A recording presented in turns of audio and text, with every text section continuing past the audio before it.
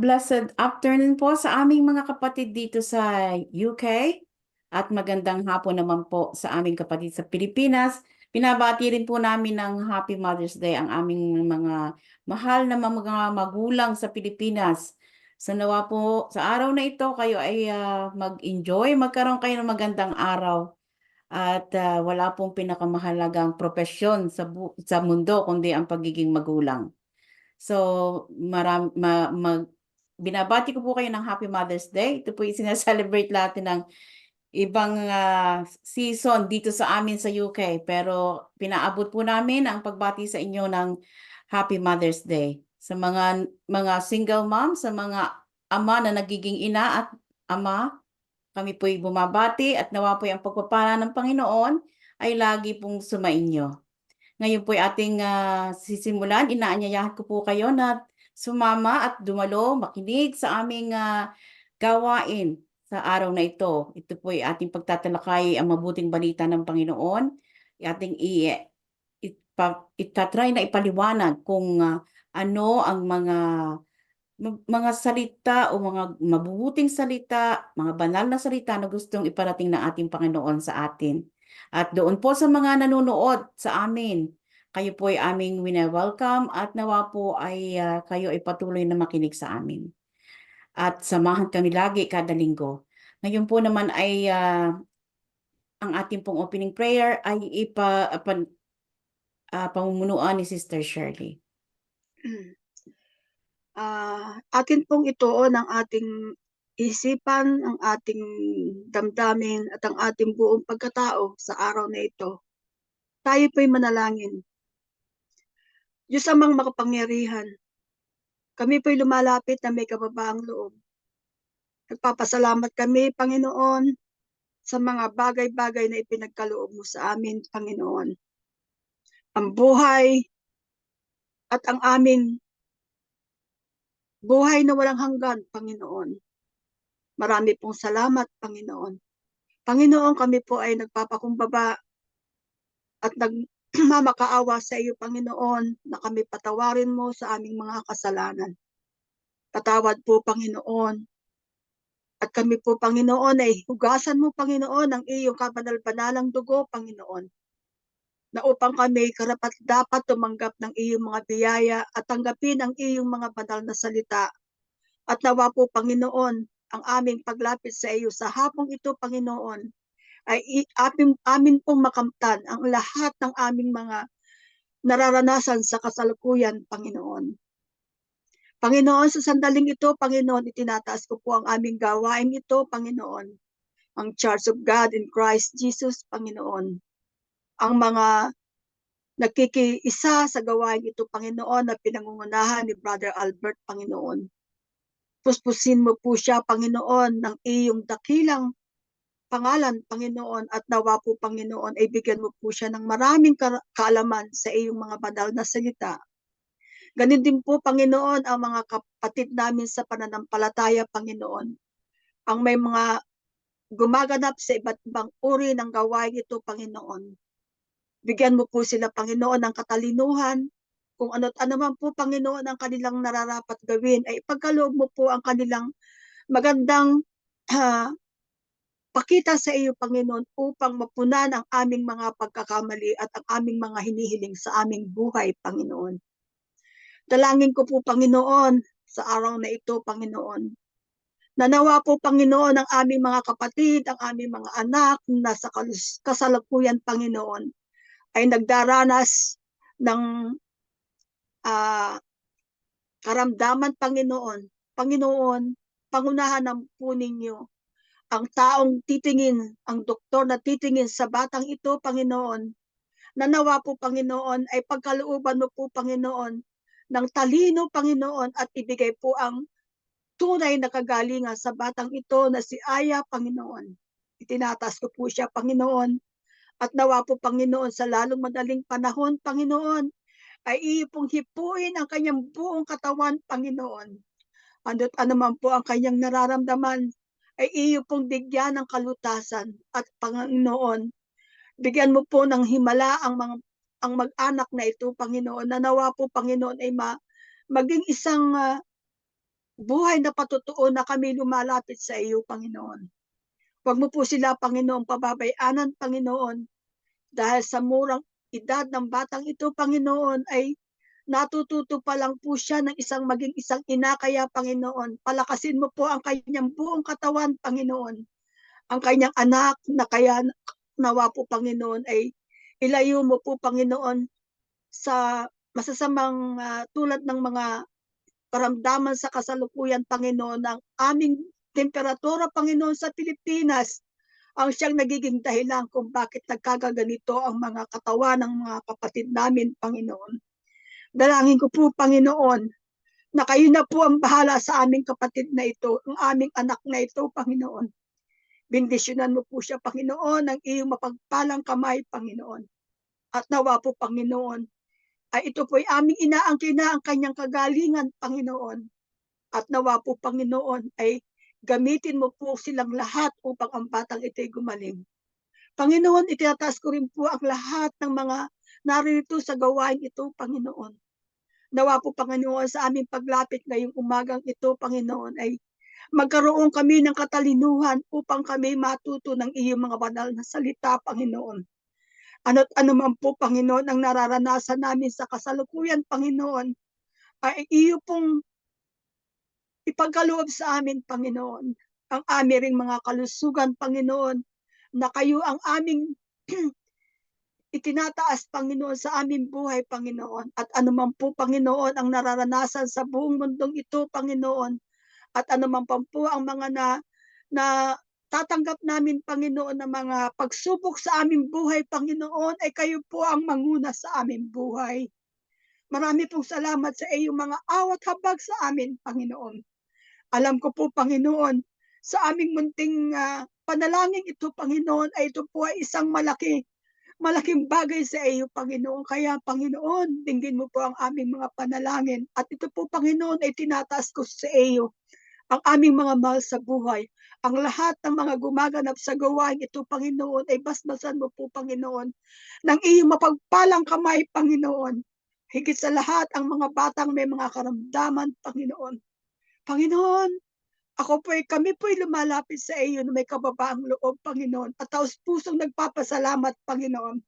Nawa po, Panginoon, ay kami iyong pagpalain sa buhay namin ito, Panginoon. Ito po ang aming mga panalangin sa iyo, Panginoon, at naway tanggapin mo, Panginoon. In Jesus' mighty name we pray. Amen.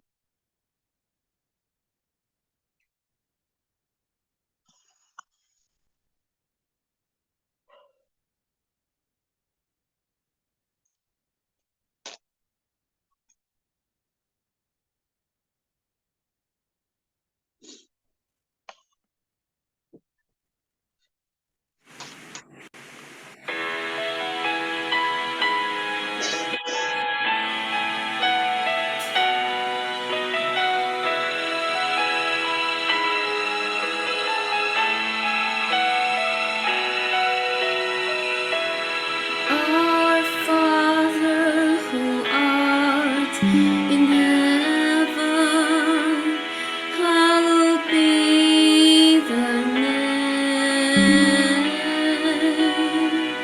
Thy kingdom come, thy will be done on earth as it is in heaven. Give us this day our daily bread, and forgive us our trespasses, as we forgive those who trespass against us.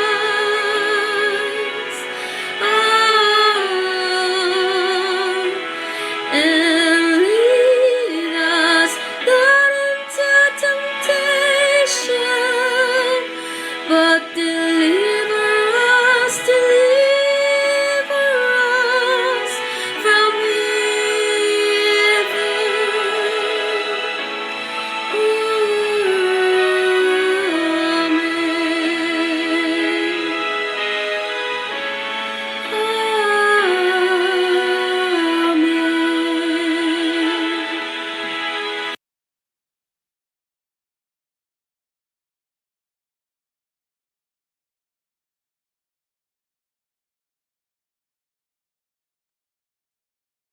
The way of the righteous and the wicked.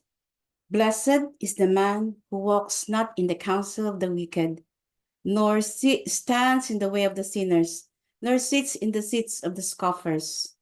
But his delight is in the law of the Lord, and on his law he meditates day and night.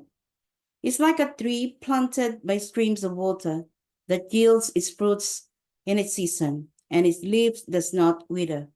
In all that he does, he prospers. The wicked are not so, but are like chaff that the wind drives away. Therefore, the wicked will not stand in the judgment, nor sinners in the congregation of the righteous. For the Lord knows the way of the righteous, but the way of the wicked will perish. Brothers and sisters, this is the word of the Lord. Thanks be to God. Ngayon naman po ay aanyayahan natin si Sister Shirley para sa kanyang inspirational talk.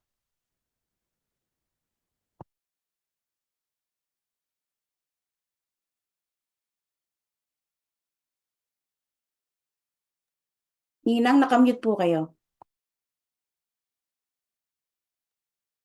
Mga kapatid, pasensya na po kayo pagka ako inaatake ng aking ubo at ito po hindi ko mapipigilan. Papurit, parangal, pasasalamat ang aking binabalik sa ating Diyos na buhay. At ako po ay sa hapong ito ay talaga naman pong ako'y nagagalak at kahit tayo kaunti sa ating gawain ito, patuloy tayo naglilingkod sa Panginoon. Ang aking pong tatalakayin sa hapong ito ay kinuha ko po sa 1 Peter chapter 4 verses 12 to 14. Mga minamahal, huwag ninyong pagtakhan at ituring na di pangkaraniwan ang mabibigat na pagsubok sa inyong dinaranas. Sa halip, magalak kayo sa inyong pakikihati sa mga hirap ni Kristo at magiging lubos ang inyong kagalakan kapag nahahayag ang kanyang kadakilaan. Mapalad kayo kapag kayo'y inaalipusta dahil kay Kristo, sapagkat sumasa inyo ang dakilang espiritu, ang espiritu ng Diyos. Mga kapatid, tayo po ay nasa ating gawain ito na ang lahat ng ating mga ginagawa ay patungo sa pagmamahal ni Kristo at pag-aaral ng kanyang mga banal na salita. Tayo po'y habang naririto sa gawain ito, tayo po'y nakakaranas ng mga pagsubok, mga pagtitiis, at mabibigat na mga suliranin sa buhay. Ito po ay ang buhay natin ay ang ating mga dinaranas, ito po'y dapat nating ikagalak dahil tayo po'y nakikinig at nakikihati tayo sa dinaranas ng ating Panginoon nang siya ay nagkaroon upang ng kanyang mga pasakit ng mga nung unang panahon na siya ay nagkakaroon siya ng mga pasakit ng mga apostol na siya ay binigyan ng mga kaparusahan at ito po ay sa ating buhay, ito po ay ating dinaranas dahil tayo po sa kanyang paghihirap ay kasama tayo sa kanyang mga ginagawa.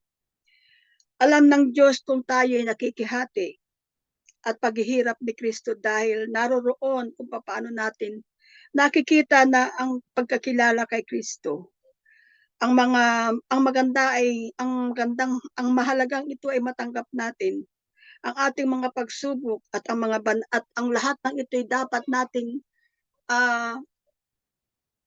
pag-aralan at tanggapin ang katotohanan at sa ating buhay ay ito po ay hindi magiging mabigat dahil tayo po ay alam natin na ito ay mga pagsubok lamang. Ito pong ating pagsubok na ito ay ang natatanggap sa ating buhay ay nakakasama natin ang ating espiritu at ang ito po ang espiritong Diyos na sumasa atin.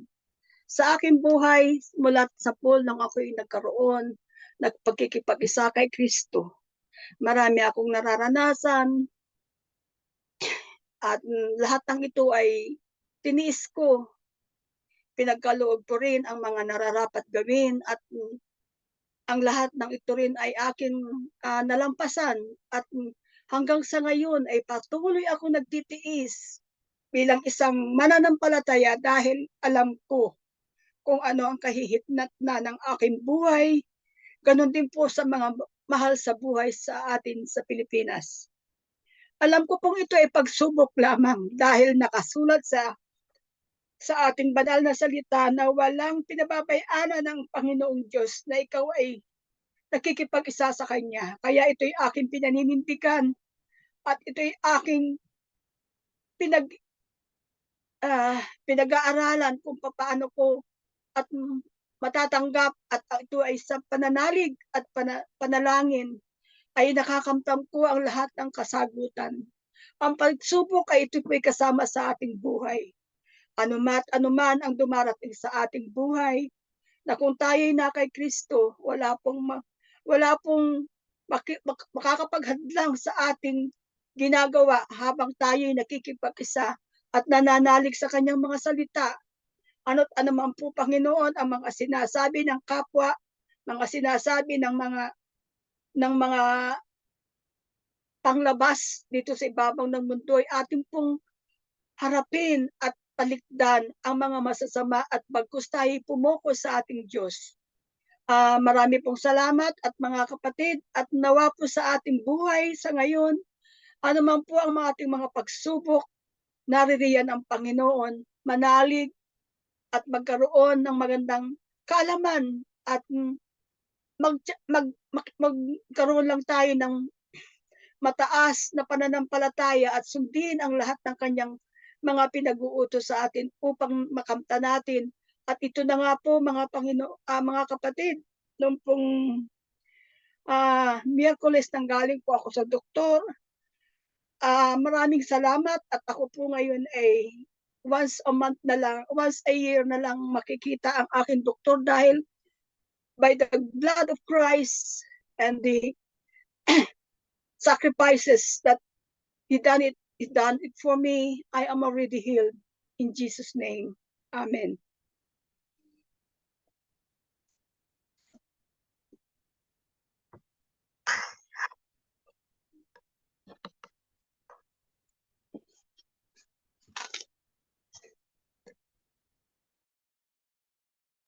Totoo pong napakabuti ng Panginoon sa atin basta po tayo ay tapat na maglingkod sa Kanya, tapat na sumunod sa mga salitang ating naririnig at yan po ang buhay na patotoo. Si Sister Shirley ay healed na po sa kanyang karamdaman. Nawa po ay patuloy tayong manalangin sa Panginoon at ipanalangin ang kanyang patuloy na kagalingan, Panginoon. Ngayon naman po ay dadako po tayo sa pinakamahalagang bahagi ng ating gawain sa araw na ito. Ito po ay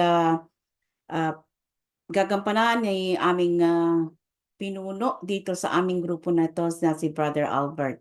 Atin pong i-open ang ating isip, atin pong makinig at nawa po yung ating marinig ay ating isagawa.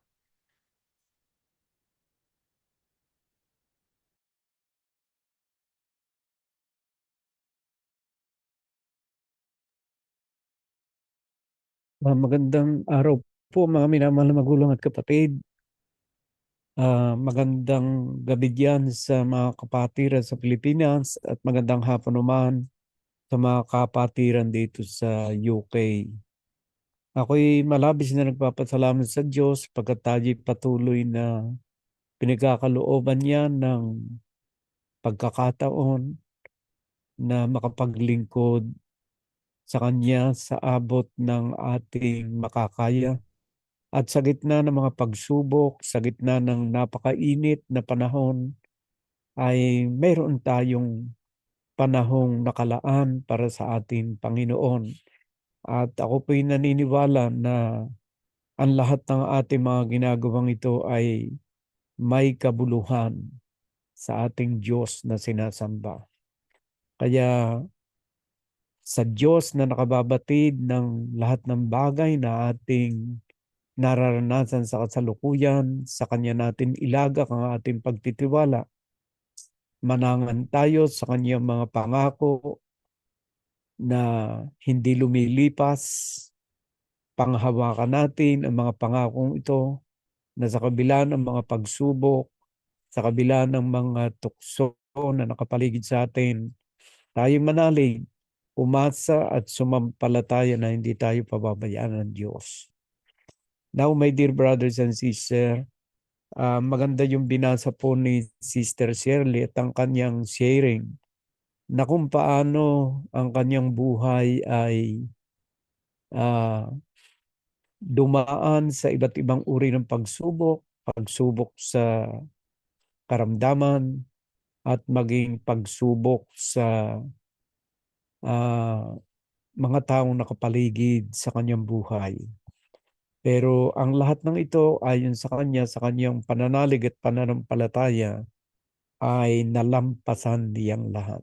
So basahin po natin yung talata at ang kapitulo at saka ang talata na kanyang binasa sa aklat po ng 1 Peter chapter 4 verse 12 hanggang 14. Verses 12 hanggang 14. Kobe, may ilalagay mo ba sa screen? Hindi raw. So my dear brothers and sisters, babasahin ko na lang sa inyo 1 Peter chapter 4 from verse 12 to 14. Ang nakalagay po rito, Beloved, do not be surprised at the fiery trial when it comes upon you to test you as though something strange were happening to you. But rejoice in so far as you share Christ's suffering, that you may also rejoice and be glad when His glory is revealed. So ipinakikita po rito ni Saint Peter na wag daw tayong ano sa Tagalog yun? Babasahin ko po sa Tagalog na kwan. Dito po sa aklat ng 1 Peter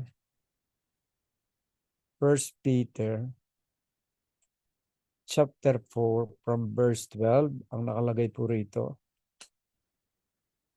Beloved, think it not strange concerning the fiery trial which is to try you, as though some strange thing happened unto you.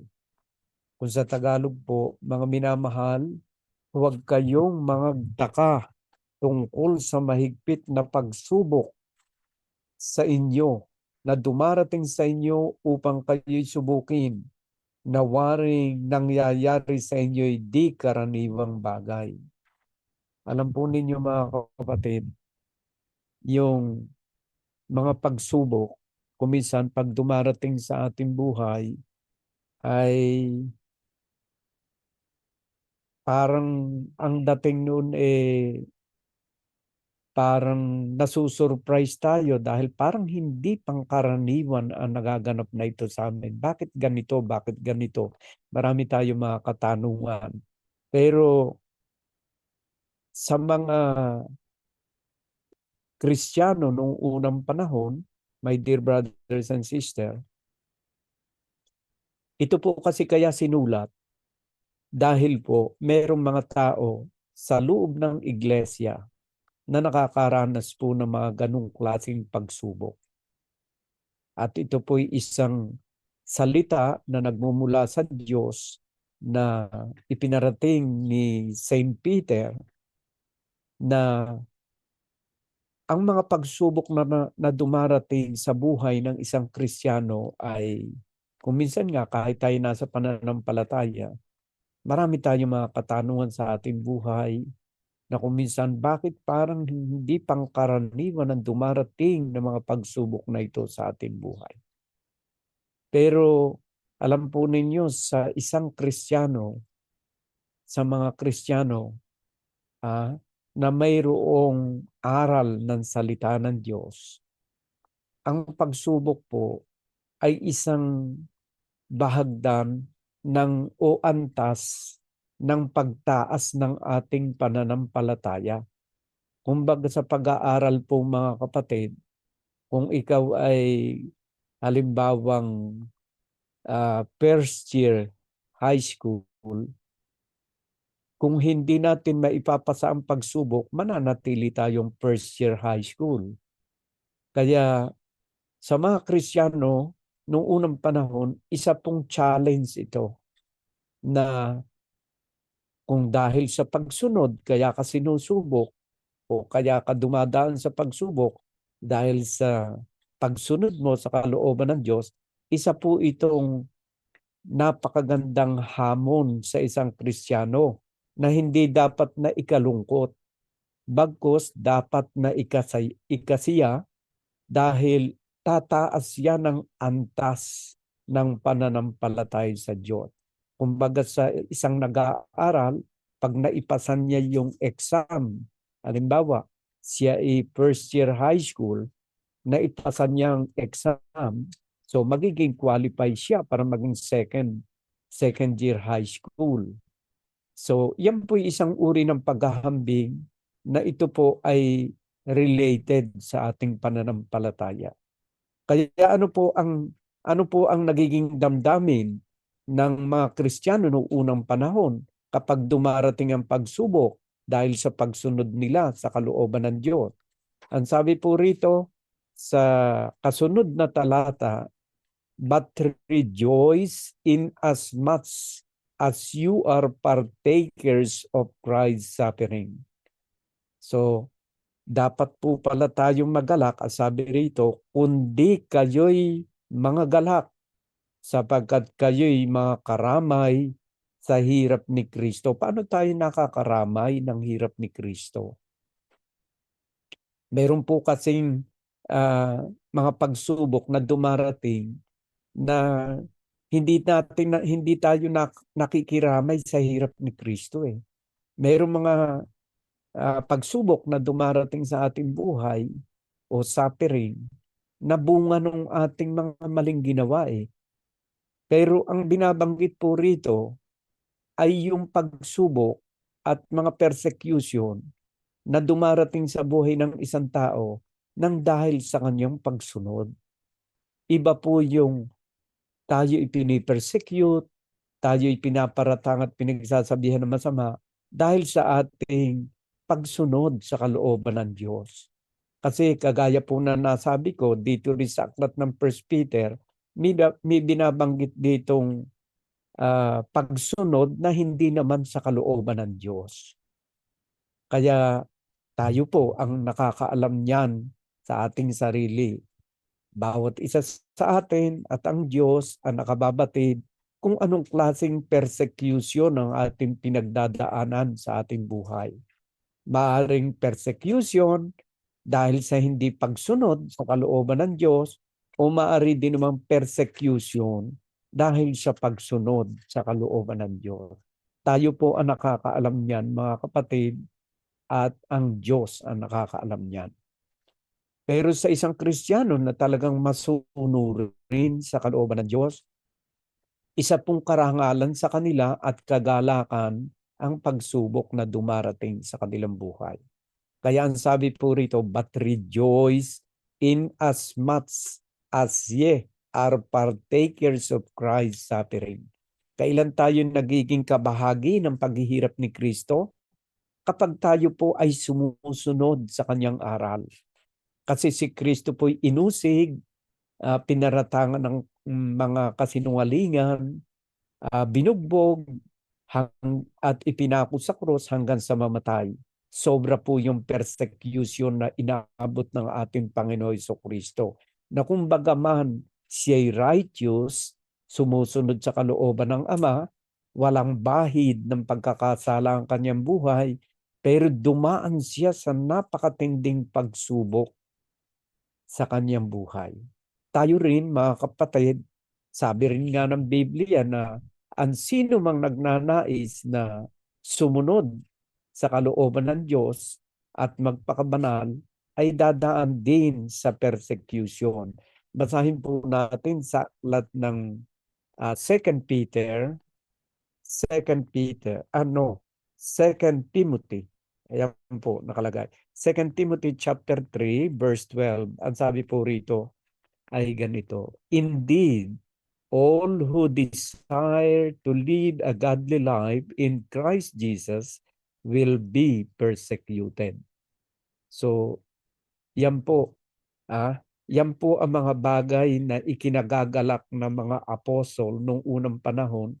They are subject for persecution, not because that they are doing evil to other people, but rather because of their obedience to the Word of God.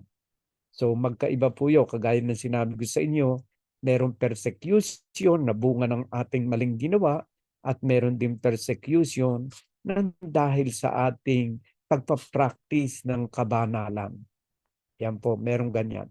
Indeed, all who desire to live a godly life in Christ Jesus, yung mga taong nagnanasa na mabuhay sa kabanalan, ay makakaranas din ng mga persecution. At tayo po, kung lilingunin natin yung mga nakalipas sa ating buhay, ako po, marami po akong persecution na pinagdaraanan noong mga panahong iyon dahil po sa aking pangangaral ng salita ng Diyos. Hindi dahil sa ako nagmura sa kanila, hindi dahil sa masamang pag-uugali ko, hindi dahil sa ako nangutang sa kanila at hindi ko binayaran. Wala po noon. Ang tanging ikinagalit nila sa akin at ginagawa nila ako ng mga kwentong masasama, siguro sinisiraan ako, iisa po ang dahilan. Ang dahilan ay dahil sa pagsunod ko sa kalooban ng Diyos. At yan po ay isang kagalakan para sa akin. Ang ako'y sumunod sa kalooban ng Diyos kaysa sa sumunod sa kalooban ng tao. Yan po. Kung babasahin po ninyong aking karanasan sa gawain, never na nagalit ang tao sa akin dahil sa aking masasamang pagsasalita.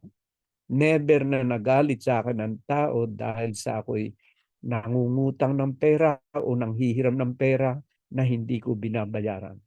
Never na sila'y nangagalit sa akin dahil ako'y naging mukhang pera, sapagkat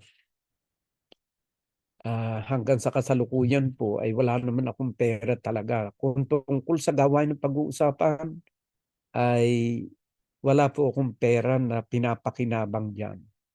Ang tanging pakinabang ko yung bendisyon ng pagpapala ng Diyos na bunga ng aking pagpapakahirap sa pagtatrabaho.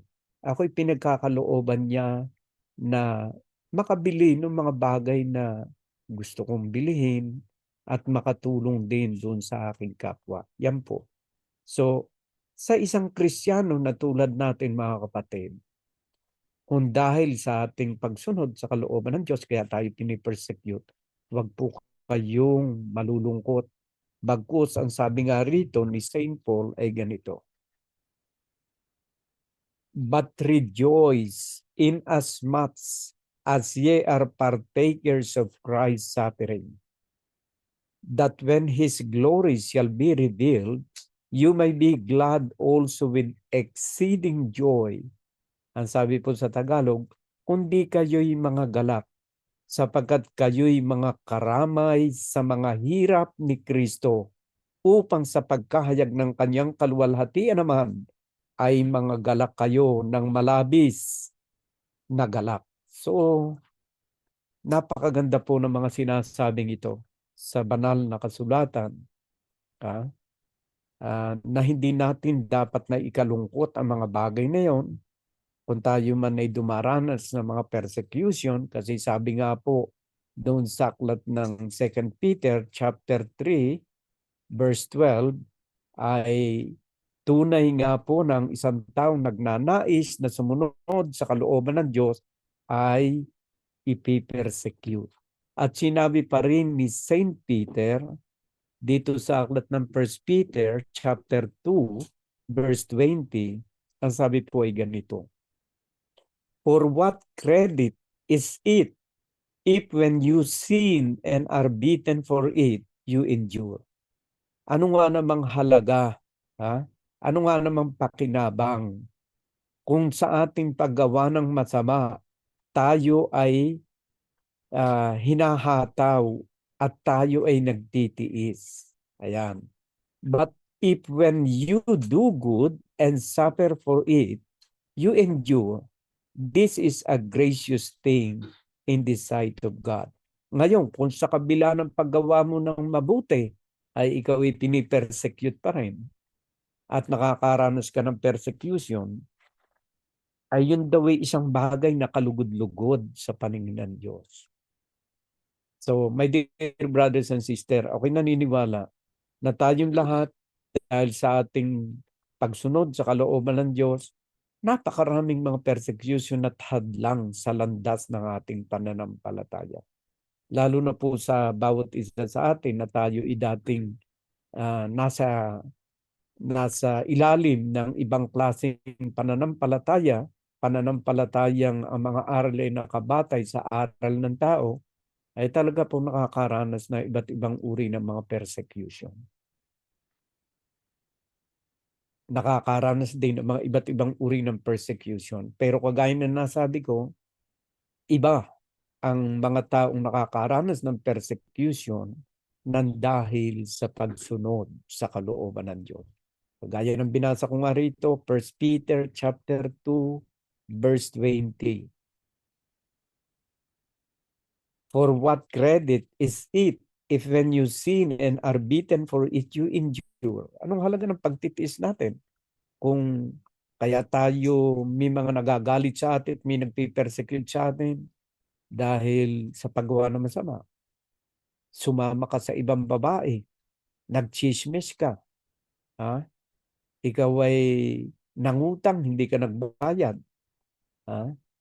Maraming bagay na maaari ikagalit ng iba dahil sa ating paggawa ng mali at ng masama. Ikaw ay nanloko ng iyong kapwa. Anong halaga ng suffering mo? Walang halaga yan. Sapagkat yan ay bunga ng ating mga ginawang kasalanan. Nanirang puri ka. Ha? Ha?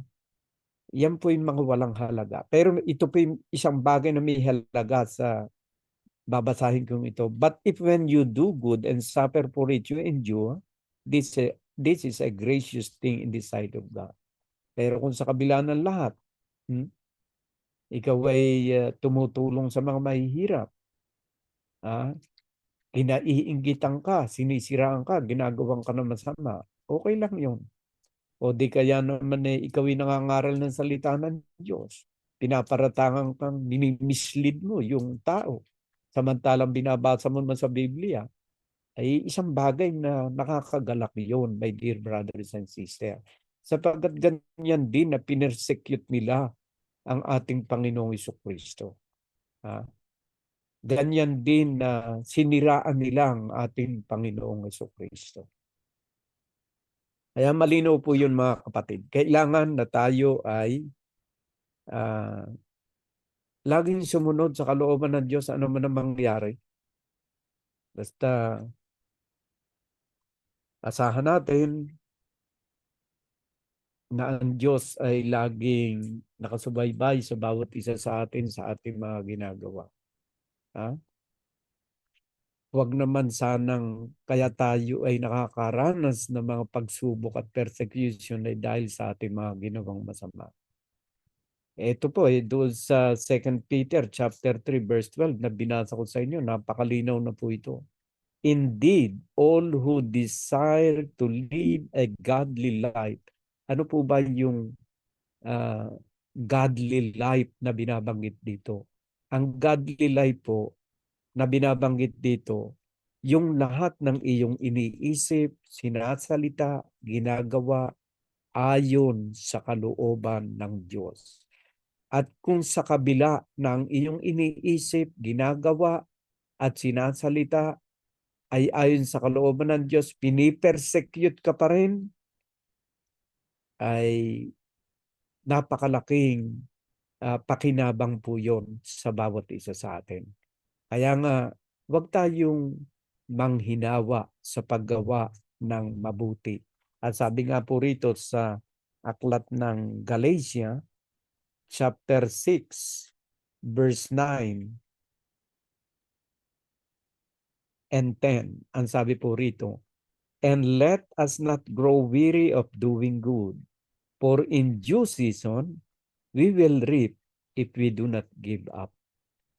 So, kahit na po ano man ang marinig natin sa ating kapwa, wag natin yung pansinin.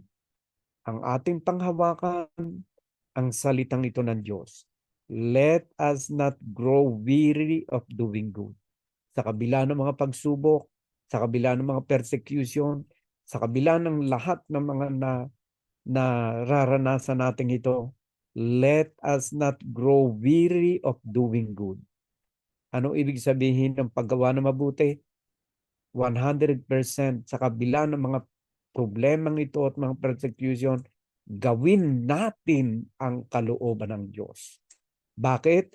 For in due season, we will reap. Sapagkat sa takdang panahon, aanihin nating lahat ang ating mga ginagawang mabuti if we do not give up, kung hindi ka susuko, kapatid. Kaya nga, walang sukuan.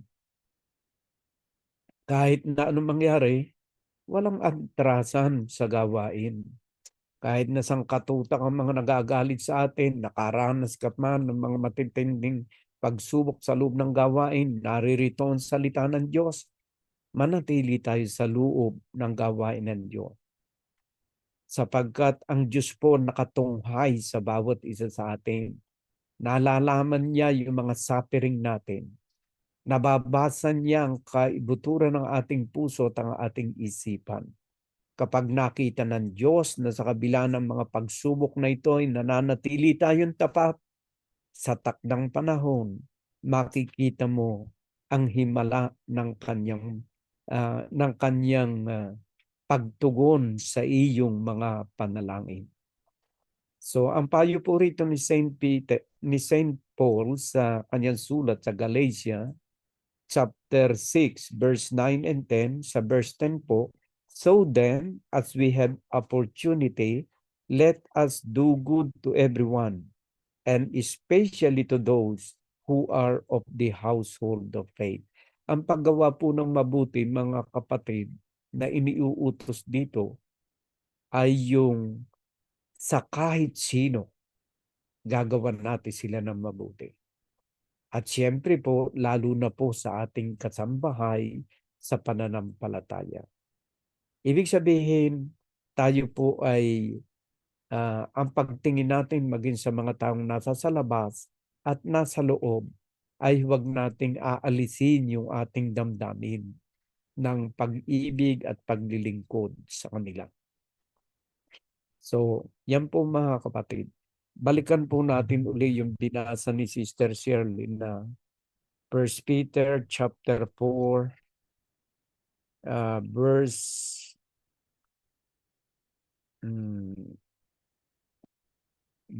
12 to 14.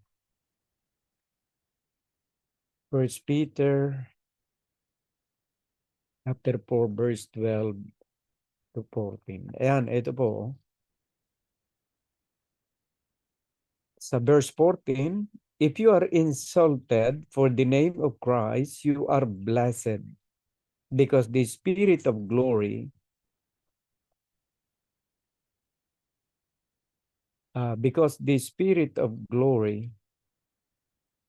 and of God rests upon you. So, kuminsan po marami mga insulto na naririnig tayo sa ating pagsunod sa kalooban ng Diyos. Ay wag po tayo mabahala ron.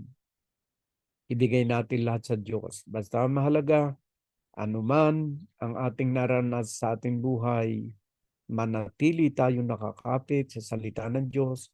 Huwag mong bibigyan ng puwang sa iyong buhay na gumawa ka ng masama dahil sa mga pagsubok na ito. Bagkus, panghawakan natin ang kanyang mga pangako. Kung ikaw may minaramdaman, may karamdaman ka man, o yung iyong mga mahal sa buhay, manatili ka na ikaw ay umasa, magtiwala sa Diyos at hindi kanya pababayaan. Hindi siya nagpapabaya kung siya ngay nagpapaulam sa mga masasama ay gaano pa kaya kung ikaw ay gumagawa ng kabutihan. Ang hinihiling lang ng Diyos, tayo'y magtiwala sa Kanya ng buong puso, ng buong kaluluwa, ng buong lakas, at Siya ang gagawa ng mga bagay na hindi natin magagawa sa ating buhay. Siya ang gagawa ng himala, ng kagalingan, o ng anumang bagay na ating nararanasan sa kasalukuyan. Sabi nga sa aklat ng Juan, John chapter uh,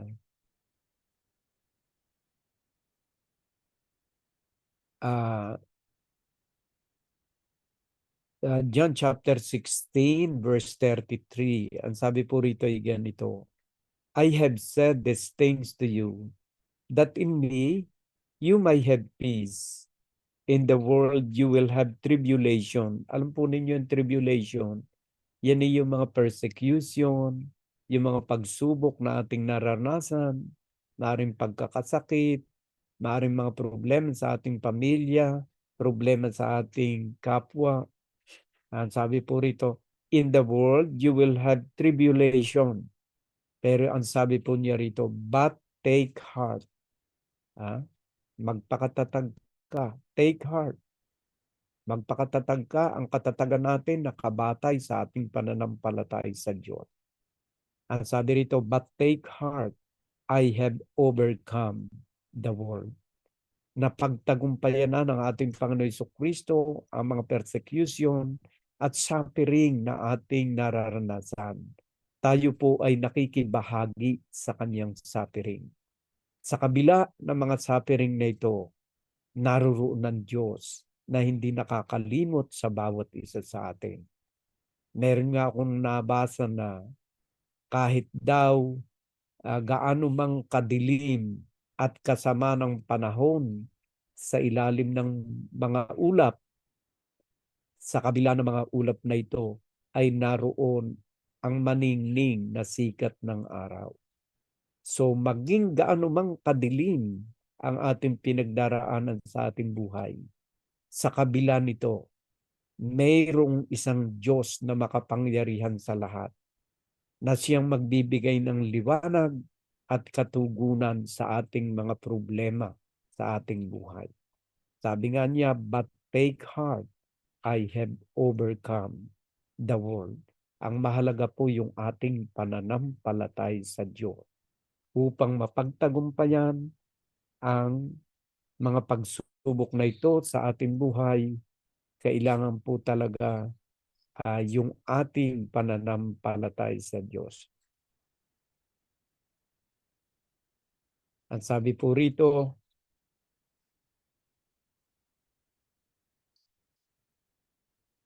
sa 1 John chapter 4 verse 4, ang sabi po rito, little children, you are from God and have overcome them. For he who is in you is greater than he who is in the world. Gaano mang katindi ang mga pagsubok na dumarating sa ating buhay, mas makapangyarihan at mas magaling ang Diyos na ating sinasampalatayanan. So my dear brothers and sisters, manatili tayong nakakapit sa ating Diyos at hindi niya tayo pababayaan. So, ganyan po ang sinapit sa buhay ng ating kapatid ni Sister Shirley. At ito po'y isang buhay na patutuon niya sa bawat isa sa atin na sa kabila ng mga pagsubok, manatili tayong tapat sa Diyos. At ayan nga po, ipinagkaloob sa Kanya ang lubusang kagalingan at magandang buhay sa piling ng kanyang pamilya. So, yan po ay isang kasaysayan na talagang nakikita ng ating mga mata sa buhay ng ating kapatid, si Sister Shirley.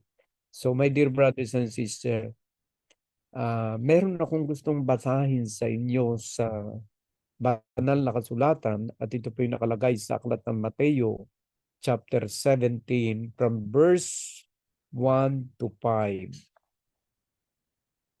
Bilang pagpapatuloy ng ating munting pag-aaral sa salita ng Diyos, gusto ko pong basahin ng mga talatang ito. Ang sabi po rito ay ganito: And after 6 days, Jesus took with him Peter and James and John his brother, and led them up a high mountain by themselves. And he was transfigured before them, and his face shone like the sun, and his clothes become white as light. And behold, there appeared to them Moses and Elijah talking with him. And Peter said to Jesus, Lord, it is good that we are here. If you wish, I will make 3 tents here, one for you, and one for Moses, and one for Elijah. He was still speaking when, behold, a bright cloud overshadowed them, and a voice from the cloud said, This is my beloved son, with whom I am well pleased. Listen to him. So, makikita po natin dito na isinama ng ating Panginoon Jesucristo sa pag-akyat sa isang bundok ang kanyang mga apostoles na si Pedro, si Santiago at si Juan. 3 pong apostoles ang isinama ng ating Panginoon Jesucristo sa bundok. At babasahin ko po sa wikang Tagalog para lalo po nating maintindihan dito po sa aklat ng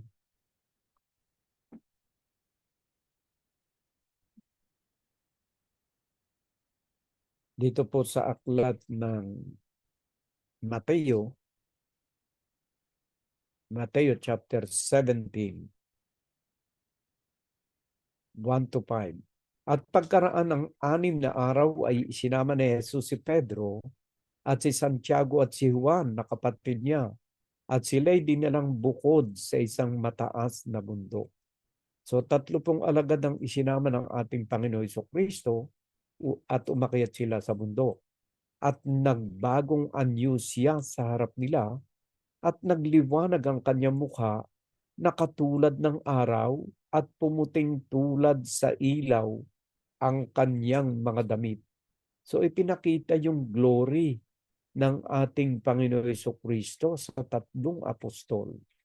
Alam po ninyo bakit 3 ang apostol na kanyang isinama? Kasi po sa husgado po, tinatanggap ang testimonyo ng 3 testigo, kaya 3 isinama, para talagang ang istoryang ito at ang kasaysayang ito ay talagang ma-prove na talagang authentic, na talagang totoong nangyari. Kasi kung sa husgado hindi ina-admit yung isa lang testimonyo ng testigo Kailangan 2 o 3. Kaya ang sinama ng ating Panginoon Jesucristo upang makakita ng kanyang kaluwalhatian at glory, 3. Para yung 3 ito ay matibay ang testimonyo na talagang nakita nila ang kaluwalhatian ng ating Panginoong Jesucristo. Ayan po ang kasaysayan. At nagbagong anyo siya sa harap nila, at nagliwanag ang kanyang mukha na katulad ng araw, at pumutin tulad sa ilaw ang kanyang damit. Yan. Pero may babasahin muna ako sa inyo, mga kapatid, na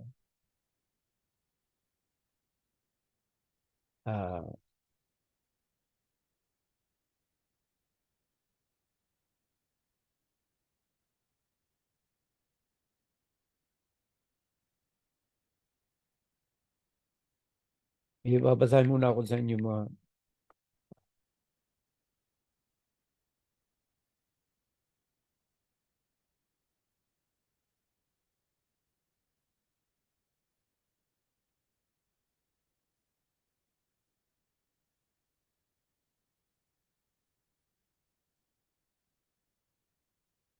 Yan po ang kahulugan noon. No? Basahin ko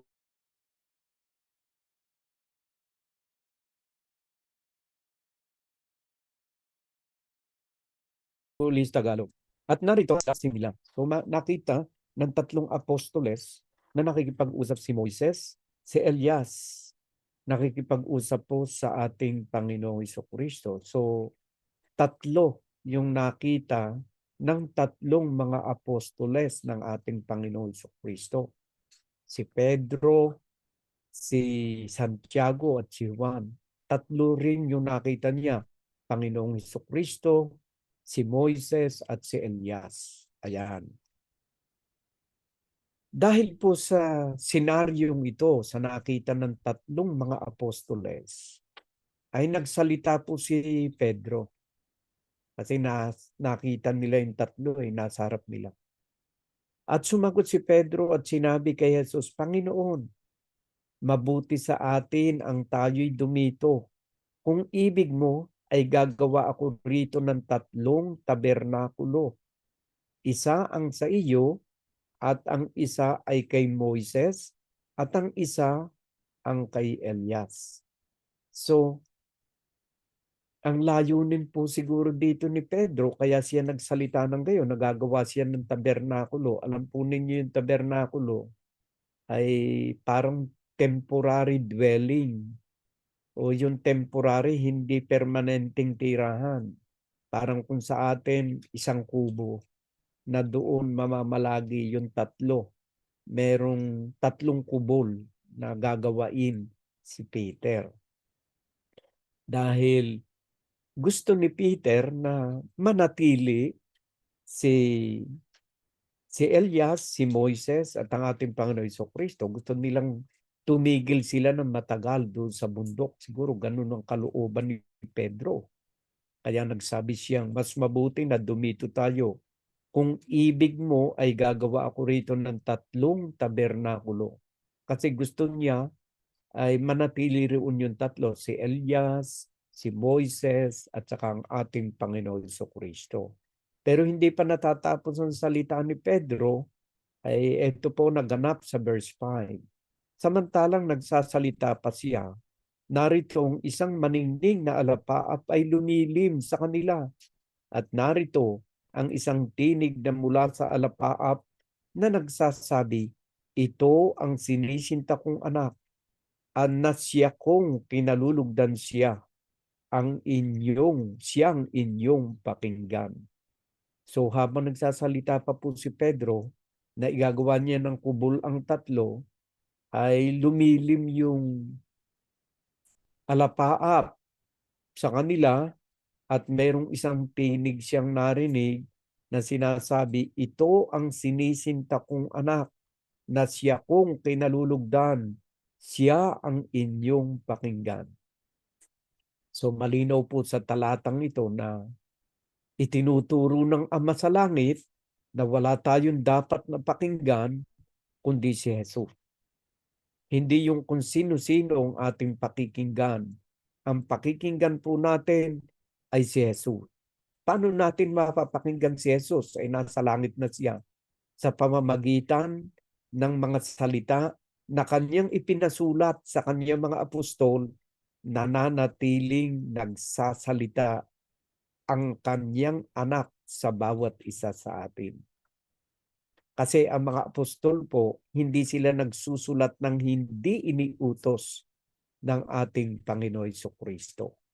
Kaya kung ang mga apostolis po ay hindi nagsusulat ng hindi iniutos, lahat ng isinulat ng mga apostoles ay talagang salita ng ating Panginoong Hesukristo na siya lamang ang dapat nating pakinggan. So malinaw po yun. Pero dugtungan ko pa ang pagbasa sa 6:7. Ang sabi po rito, at nang marinig ito ng mga alagad, ay nangasubasub sila at lubhang nangatakot. Kasi nung marinig yung tinig, iba po kasi pagka ang tinig ng Diyos, ang Diyos ang nagsalita, nasusubasub ang tao. At marami talagang pangyayari dito sa Biblia na pag nagsalita ang Diyos, akala pa nga na iba kumulog. Pero yun ay salita ng Diyos. Hindi naririnig nila yung literal na salita ng Diyos, kundi ang ating Panginoon Jesucristo. Ang naririnig ng mga taong nakapaligid ay parang kumulog. Ganon. At lumapit si Jesus at sila'y tinapik at sinabi, "Mangagbang kayo at huwag kayong mga takot." At sa verse 8 po, mga kapatid, at sa paglingap ng kanilang mga mata ay wala silang nakitang sinuman kundi si Jesus. Bakit po nangyari na nawala si Elias at nawala si Moises? Samantalang tatlo na napakita sa tatlong apostoles. At ang salitang nagsabi ay, "Siya ang aking kinalulugdang anak, siyang inyong pakinggan." Hindi po nagsalita ang Diyos Ama sa langit na sila ang aking mga kinalulugdan, si Moises, si Elias, at si Jesus. Wala pong binanggit na gayon ng Ama. Ang binanggit lang po ng Ama, siya ang kinalulugdang kong anak, siya ang inyong pakinggan. Yun po yung ating Panginoon Jesucristo. At nung mawala po yung ulap na lumilim, nag-iisa na lamang po ang ating Panginoong Jesucristo. Anong ibig sabihin noon nag-iisa? Kasi po, ang Diyos nagsalita nung panahon ni Moises. Nagsalita ang Diyos nung panahon ni Elias. Pero sa huling araw, ang Diyos ay nagsalita na lamang sa pamamagitan ng kanyang anak. So hindi na po dapat tayong mamuhay sa lumang tipan na kung saan yung mga kautosang ibinigay ng Diyos kay Moises, ibinigay ng Diyos sa ibang mga propeta, ay hindi na po tayo dapat mamuhay doon. Tayo ay mamumuhay na ayon sa pakikinig, sa aral at sa turo ng ating Panginoong Hesukristo. Basahin po natin sa aklat ng Hebrew chapter 1 verse 1 and 2. Ang sabi po rito ay ganito. Ang Diyos ay nagsalita noong unang panahon sa ating mga magulang at sa iba't ibang panahon at sa iba't ibang paraan sa pamamagitan ng mga propeta. Kaya nga po nung mapakita si Elias at si Moises, yan po ay panahon ng mga propeta. Panahon ng ating mga magulang o ng patriarka na kung saan sila ang ginagamit ng Diyos upang iparating ang mensahe sa kanyang bansang pinakamamahal na Israel. Ayan po, kasi nakapokus sa bansang Israel ang kalooban ng Diyos sa lumang tipan. Ngunit sa verse 2 po, nakalagay po rito, at nagsalita sa atin sa mga huling araw na ito sa pamamagitan ng kanyang anak, na siyang itinalaga na tagapagmana ng lahat ng mga bagay, na sa pamamagitan naman niya'y ginawa ang sanlibutan. So my dear brothers and sisters, malinaw na talagang dito yung Diyos na nagsalita sa iba't ibang panahon at sa iba't ibang paraan sa pamamagitan ng mga propeta. Sa huling araw na ito, my dear brothers and sisters, hindi na siya nagsalita sa iba't ibang panahon noon. Hindi na siya nagsalita sa pamamagitan ng mga propeta. Nagsasalita na siya sa pamamagitan ng kanyang bugtong na anak. Kaya sinabi doon sa aklat ng Mateo 17:5 na ito ang pinakamamahal kong anak, pakinggan ninyo siya. So lumipas na po yung kapanahunan ng mga propeta at panahon ng mga patriarka na ating mga ninuno na kung saan nangusap ang Diyos. Panahon na po ito ng ating Panginoong Jesucristo. Tayo dito na mamumuhay ayon sa aral ng ating Panginoong Jesucristo. Hindi na tayo mamumuhay ayon sa aral na ibinigay ng Diyos sa mga propeta. Sapagkat ang Diyos ay kapiling natin sa pamamagitan ng ating Panginoong Jesucristo. Ano ibig sabihin nito? Marami pong mga batas at aral sa lumang tipan na hindi na po natin dapat na i-practice sa ating kapanahunan. Kagaya po ng pagbibigay ng ikapo. at yung mga pagbabawal sa iba't ibang uri ng pagkain. Ngayon po, ang mahalaga sa Diyos ay yung aral ng Diyos na sa pamamagitan ng kanyang anak ay pinararating sa atin. At yan po yung ebanghelyo ng ating Panginoong Hesukristo. Basahin nga po natin sa aklat ng Hebreo chapter 9. Ang sabi po rito,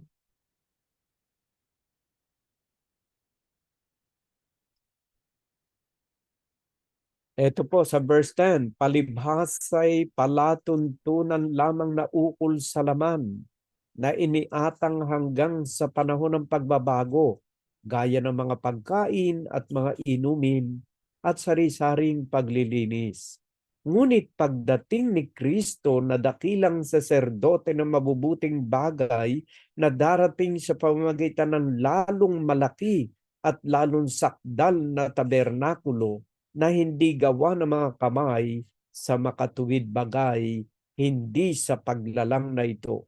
Ayan, palibhasay palatuntunan lamang na ukol sa laman. Alam po ninyo yung mga kautusan na ibinigay ng Diyos sa kay Moises at sa ibang mga propeta, kautusan ayon sa laman. Ang kautusang ibinibigay ng ating Panginoon Jesucristo ay kautusang espiritual. Na ang ibig sabihin, kung tayo mananatili sa aral ni Kristo, tayo po ay mayroong kaligtasan. Kaligtasan ng katawang ito at higit sa lahat ay kaligtasan ng ating spiritual being, ang ating espiritu at ang ating kaluluwa. Higit na malalim ang aral ng ating Panginoon Jesucristo sapagkat ito na ang kabuuan ng kaligtasan ng sino man taong mananalig at sasampalataya sa Kanya. Tapos na ang panahong panglaman. Yung kautosang panlaman ay binigay ng Diyos kay Moises, na yun ay nauukol para sa mga Israelitas o sa bansang Israel.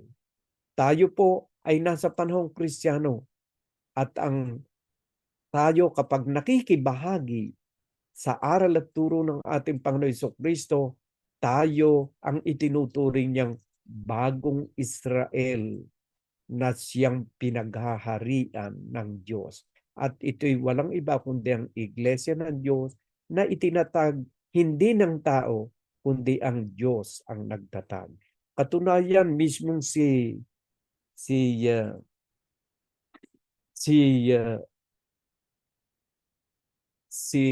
Moises ang may sabi na kahit sa lumang tipan ay dapat na pakinggan natin ng Diyos. Basahin po natin sa aklat ng Deuteronomy chapter 18, verse 18. Ang nagsasalita po rito ay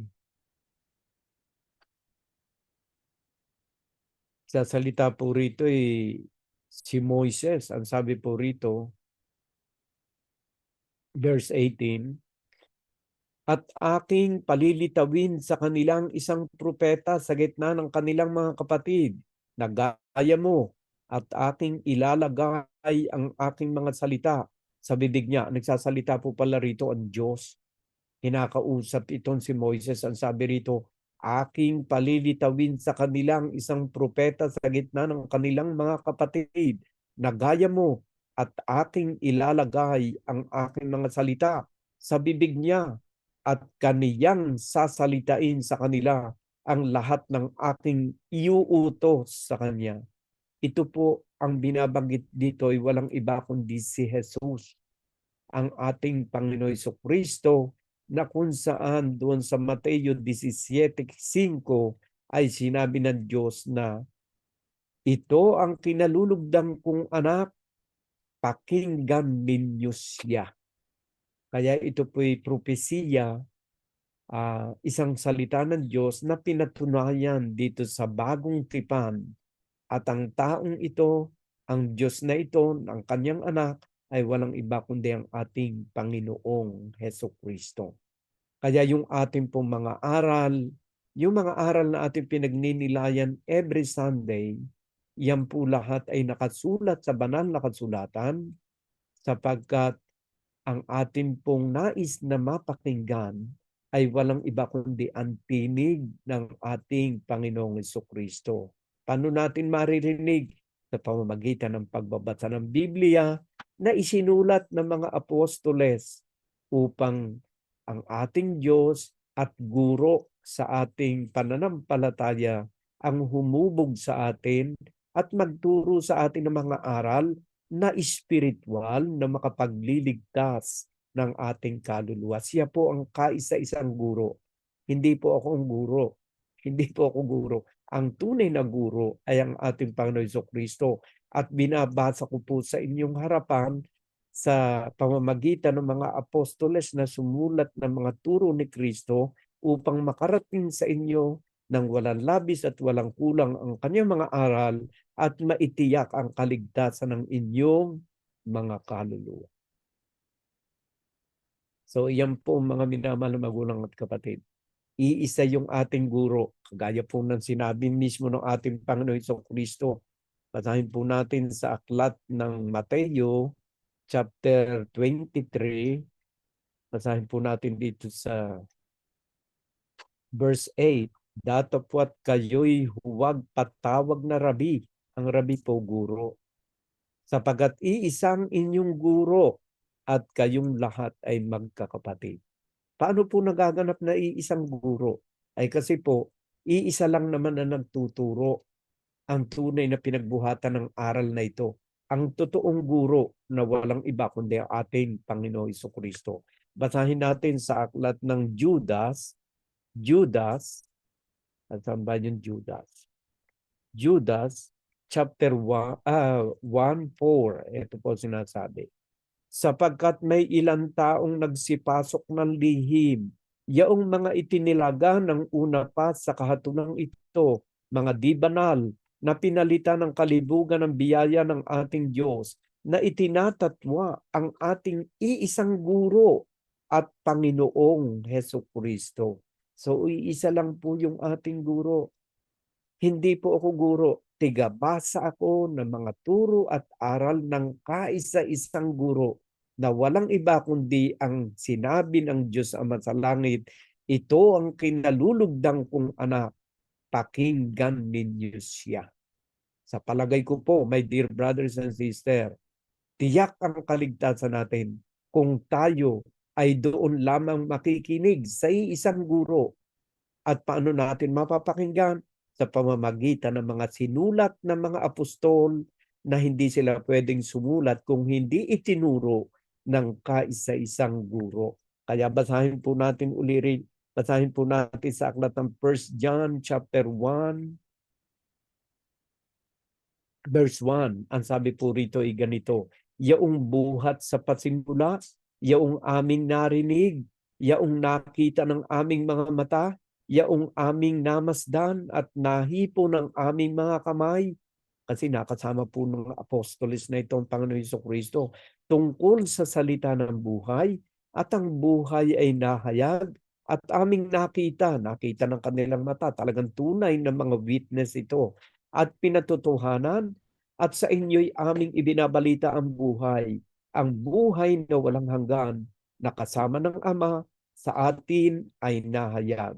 Yaong aming nakita at narinig ay siya rin naming ibinabalita sa inyo. So ito po na binabasa kong ito ay ibinabalita ng mga apostol ang kanila nakita, nahipo, narinig upang kayo naman ay magkaroon ng pakikisama sa atin. Kapag ka po pala kayo nakikinig ng mga aral na ito, nagkakaroon tayo ng pakikisama sa mga apostoles mismo ni Kristo at tayo may pakikisama sa Diyos at may pakikisama sa Panginoon Jesucristo at pakikisama sa Ama. Pakikisama sa amin, oo, at tayo ay may pakikisama sa Ama at sa kanyang anak na si Jesucristo. Upang tayo po magkaroon ng pakikisama sa Ama at sa ating Panginoon Jesucristo, kailangan basahin ko sa inyo ang mga salita ng Diyos upang matupad ang utos ng Diyos sa Mateo 17:5 na ito ang kinalulugdang kong anak, pakinggan ninyo siya. So my dear brothers and sisters, I hope na nagkaroon ng kaunting kaliwanagan sa inyo ang mga aral na ito. Kagaya na nasabi nga sa banal na kasulatan, nang sila'y sumaklob, maliliman ng ulap, nang ito po'y mapawi, nag-iisa na lang ang ating Panginoong Jesucristo. Nang ibig sabihin, siya lamang at tanging siya lamang ang ating pakikinggan sa mga aral ng buhay na makapagliligtas ng ating mga kaluluwa. Tayo po ay hindi na namumuhay ayon doon sa mga propeta ng unang kapanahunan, ayon sa ating mga patriarka, sa ating mga ninuno. Tayo po'y nabubuhay ngayon umiiral dahil sa kaisa-isang bugtong na anak ng ating Ama sa Langit na walang iba kundi ang ating Panginoong Jesucristo. At ito ang turo niya sa mga taong naghihirap dahil sa pagsunod sa kalooban ng Diyos. Magala kayo kapag dumarating ang pagsubok sa inyong buhay, sapagkat kayo'y nakikibahagi sa mga hirap ng ating Panginoon Jesucristo. At kung dumating na ang araw ng panahon, aanihin natin ang lahat ng ating mga pinaghirapang ito dahil sa ating pagsunod sa kanyang banal na kalooban. Sa aklat po ng James ay meron pong sinasabi rito sa aklat ng Santiago chapter 1. Ang sabi po rito,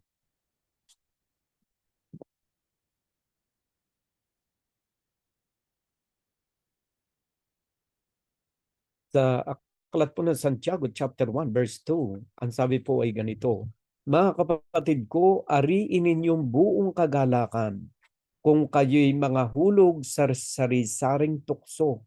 Yamang nalalaman na ang pagsubok sa inyong pananampalataya ay gumagawa ng pagtitiis at inyong pabayaan na ang pagtitiis ay magkaroon ng sakdal na gawa upang kayo'y maging sakdal at ganap na walang anumang kakulangan. Ayan po sinasabi, mga kapatid ko, ariin ninyong buong kagalakan kung kayo'y mga hulog sa sari-saring tukso. Kung mayroon kang pinagdadaanan mga kapatid, na mga pagsubok at tukso na nakapaligid sa iyong buhay, na kung minsan mapakarami naming katanungan sa ating isipan, Lord, ba't ganito, ba't ganito? Kung minsan pati ang Panginoon ay natatanong natin sa napakaraming katanungan sa ating buhay. At kung minsan mayroon pang halo ng paninisi kung minsan ang nagaganap sa atin, wag po tayo magsalita ng anumang bagay na ito. Ito po isang uri ng pagsubok na kanyang dinidevelop sa ating personalidad, ang patience o ang pagtitiis. Mga kapatid ko, ariin ninyong buong kagalakan kung kayo'y mga hulog sa sari-saring tukso. Bakit? Yamang nalalaman na ang pagsubok sa inyong pananampalataya ay gumagawa ng pagtitiis. So isa pong birtue ng Kristiyano ay yung pagtitiis. Maging matiisin, my dear brothers and sisters, sapagkat kung walang pagtitiis, maraming nawasak na pamilya, maraming nasirang gawain ng pananampalataya dahil kapatid, hindi ka marunong magtiis. Ayan. At inyong pabayaan na ang pagtitiis, habang ikaw ay nagtitiis, at inyong pabayaan na ang pagtitiis ay magkaroon ng sakdal na gawa. Alam po ninyo, mayroong mga sakdal na gawa na nagaganap sa ating pagtitiis. Kapag tayo'y matiisin, nagtuturo tayo sa mga taong ating pinagtitiisan na sila'y mabago rin ang kanilang buhay. At inyong pabayaan na ang pagtitiis ay magkaroon ng sakdal na gawa. Yung po ang sakdal na gawa. Na habang tayo nagtitiis, nagtuturo, nakakapagturo ang ating pagtitiis sa mga taong nakapaligid sa atin upang sila'y mabago at mahango sa kanilang masasamang gawain at ugali, upang kayo'y maging sakdal at ganap na walang anumang kakulangan.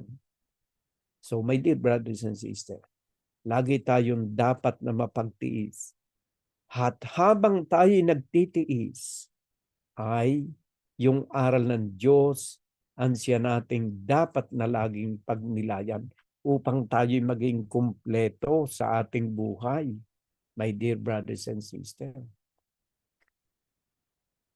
Ang sabi po rito,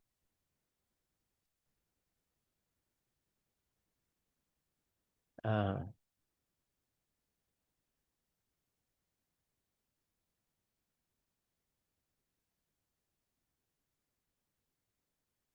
sabi po rito sa 2 Timothy chapter 3 verse 16, 17, kung ikaw ay nagtitiis, my dear brothers and sisters, at ang lahat ng mga kasulatan na kinasihan ng Diyos ay mapapakinabangan din naman sa pagtuturo, sa pagsansala, sa pagsaway, sa ikatututo na nasa katwiran. Kaya my dear brothers and sisters, habang may pinagtitiisan ka, magbasa ka ng banal na kasulatan. Ito ay magtuturo sa iyo sa pagsansala, sa pagsaway. Napakarami pong dapat na sansalain at sawayin sa ating pagkatao. Sa ikatututo na nasa katuwiran. Ayan. Bakit sa katuwiran? Kasi ang salita po ng Diyos ay righteous. Lahat yan ay katuwiran. Walang baluktot sa salita ng Diyos. Kaya habang pinagninilayan mo at inaaral ang salita ng Diyos, dadalahin ka sa katuwiran, hindi sa kalikuan. At sa verse 17, upang ang tao ng Diyos ay maging sakdal. Kung gusto mo maging banal at maging sakdal ka, ikaw ay mag-aral ng salita ng Diyos o makinig ka lagi ng nangangaral sa salita ng Diyos. Ang sabi rito, upang ang tao ng Diyos ay maging sakdal, tinuruang lubos sa lahat ng mga gawang mabuti. Alisin mo ang aral ng Diyos, alisin mo si Kristo sa iyong buhay, hindi ka matututong gumawa ng mabuti. Ilagay mo si Kristo sa iyong puso, isabuhay mo ang kanyang mga salita, ikaw ay tuturuang lubos sa lahat ng mga gawang mabuti. Kung meron dapat baguhin sa iyong bibig, kung meron dapat na baguhin sa iyong isip, at meron dapat na baguhin sa iyong puso, tuturuan kang lubos ng mga salita ng Diyos upang maging mabunga at makabuluhan ang ating buhay. Kaya mali yung mga sinasabi ng iba na minimislead. Ang salita ng Diyos ay hindi misleading. Ang salita ng Diyos ay magbibigay sa iyo ng magandang buhay, magandang kinabukasan, at buhay na walang hanggan. My dear brothers and sisters, huwag kayong padaya sa mga sinasabi ng iba na minimislead. Ang Diyos kailanman ay hindi maaaring magmislead. Siya ay Diyos ng kaayusan, Diyos ng pag-ibig, at Diyos ng kaligtasan. Kung mananatili ka sa kanyang mga banal na salita, mapapabuti ang iyong buhay. So my dear brothers and sisters, maraming salamat sa Diyos una sa lahat. Maraming salamat sa banal na Espiritu sa pagbibigay ng kaliwanagan.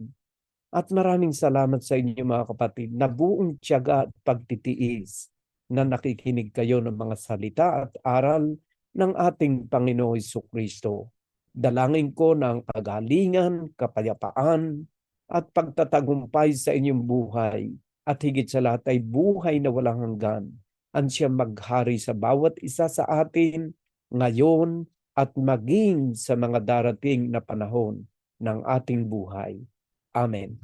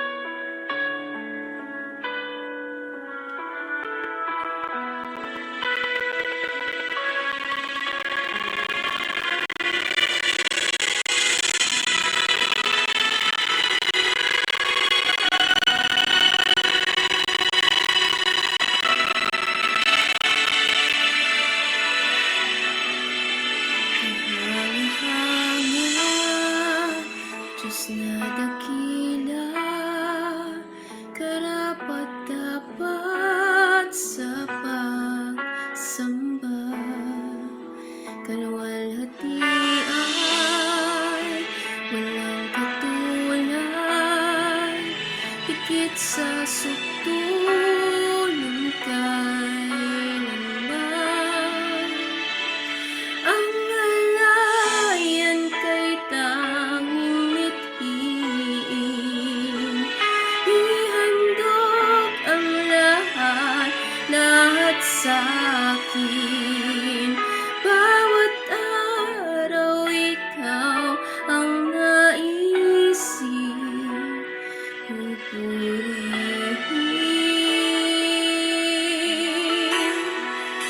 Kahanga-hanga, Diyos nga dakila, karapat-dapat sa pagsamba. Kaluwalhati ay walang katulad, higit sa sukto ng kailanman. Ang alayan kay tanging mithiin. Ihandog ang lahat, lahat sa'kin. Bawat araw ikaw ang naisip iibigin.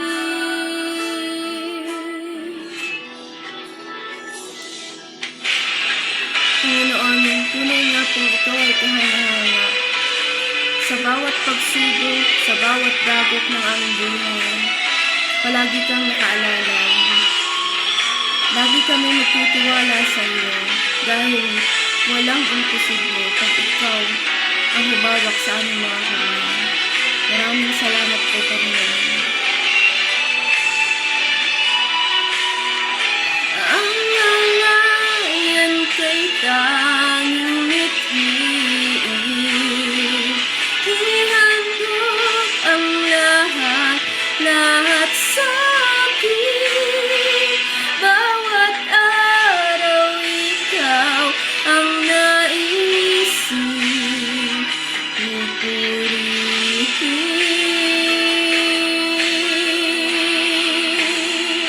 Ang alayan kay tanging mithiin. Ihandog ang lahat, lahat sa'kin. Bawat araw ikaw ang naisip iibigin.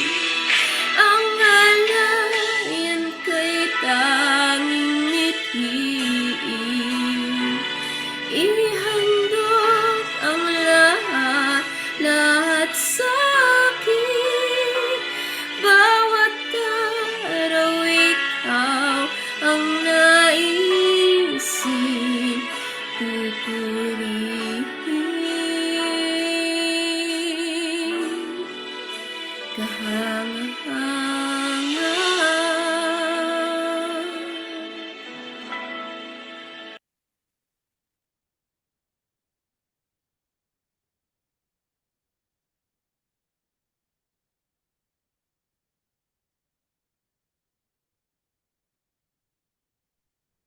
Lord, maraming salamat po sa araw na ito, sa mga salita mong ipinagkaloob mo sa amin, sa mga mensaheng ipinaabot mo sa amin, Panginoon.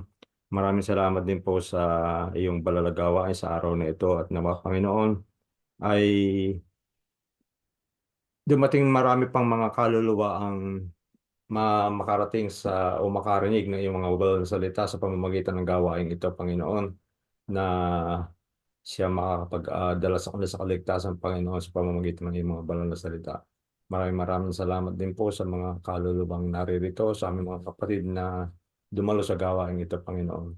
Tinataas ko, Panginoon, sa iyo ang bawat isa sa amin. Nawa, Panginoon, ay kayo po ang maghari sa bawat isa sa amin at patuloy niyo po kaming turuan ng magagandang aral na galing sa inyo upang sa ganun ay maabot namin ang aming minimithi na maabot sa darating na panahon, Panginoon, sa kabilang buhay na ikaw ay aming makasama. Tinataas ko rin sa iyo, Panginoon, ang bawat isa sa amin na ilayo mo sa lahat ng kapahamakan sakit, lahat ng may mga karamdaman, Panginoon, kayo na pong bahalang humipo ng lahat ng may mga karamdaman. At ganoon din, Panginoon, ang aming mga mahal sa buhay, ay kayo na po ang bahalang gumabay sa kanila na malalayo sa amin. At tinatas ko rin sa iyo, Panginoon, ang araw na ito para sa aming mga mahal na ina na iyo pong na isineselebrate ngayon. Nawa, Panginoon, ay maging maayos ang lahat para sa kanila at dagdagan niyo pa po sila ng mahabang buhay at lakas ng katawan, Panginoon.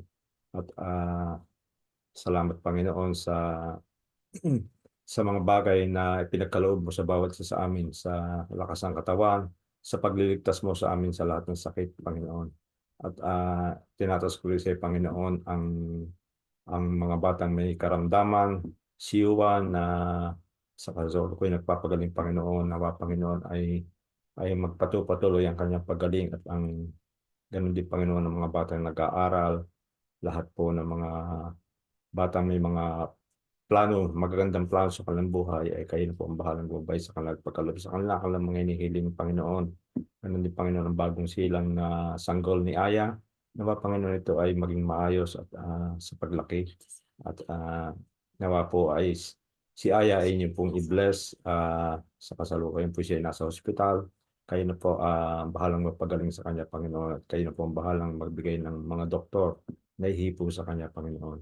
Ang lahat ng ito, Panginoon, tinataas ko sa isang ngalang iyon, anak mo sa Jesus, nag-aari na ngayon magpakailanman.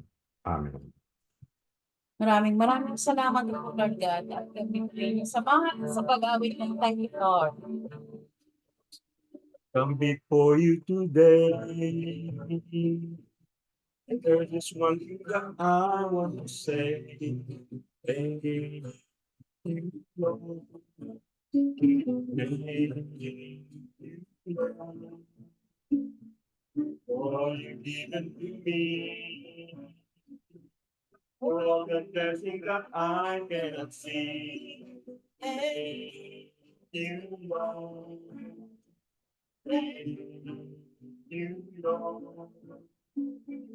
With my heart, in song of praise, in an awesome song, on worshiping. Thank you, Lord. I just want to thank you, Lord. Thank you, Lord.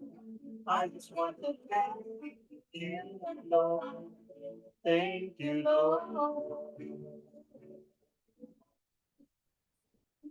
All you got in my life, my darkness and gave me your light. Thank you, Lord. Thank you, Lord. Take my sin and my shame. Take my sickness and heal all my pain. Thank you, Lord. Thank you, Lord. The great to heart, with a song of praise, with a heart and sound, I brought you pain. Thank you, Lord. I just want to thank you, Lord. Thank you, Lord. I just want to thank you, Lord. Thank you, Lord. Salamat po, Lord God, at mga kapatid, salamat po sa inyong pagsama at pagdalo sa araw na ito. Hanggang sa isang linggo po, nawa po ang ating darating na week ay mas maganda, puno ng biyaya at pagpapala ng Panginoon. See you po again next week. Bye, bye, bye.